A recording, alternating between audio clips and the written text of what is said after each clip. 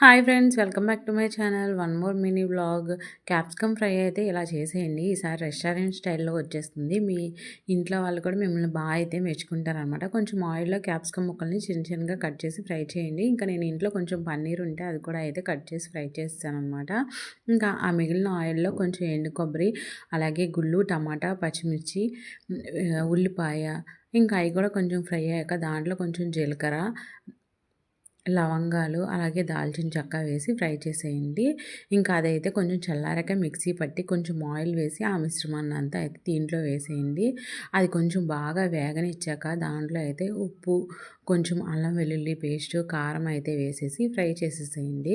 కొంచెం నూనె అయితే పైకి తేలాక అప్పుడైతే దీంట్లో మనం వేయించి పెట్టుకున్న క్యాప్సికమ్ ముక్కలు, పన్నీర్ ముక్కలు అయితే కట్ చేసేసి వేసేసేయండి.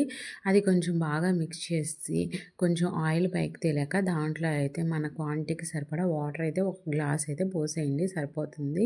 ఇంకైతే బాగా మరిగేటప్పుడు కొంచెం గరం మసాలా పౌడర్, అలాగే కొంచెం కొత్తిమీర, కరివేపాకు వేసుకుంటే మనకి ఎంతో టేస్టీగా, అలాగే మన రెస్టారెంట్ స్టైల్లో క్యాప్సికమ్ పన్నీర్ కర్రీ అయితే రెడీ అయిపోతుంది. ఇది రైస్లోకి, రోటీలోకి, చపాతీలోకి దేంట్లోకైనా చాలా బాగుంటుందన్నమాట. తప్పకుండా ట్రై చేసి మీకు ఎలా వచ్చిందో కమెంట్లో చెప్పేయండి. Please subscribe.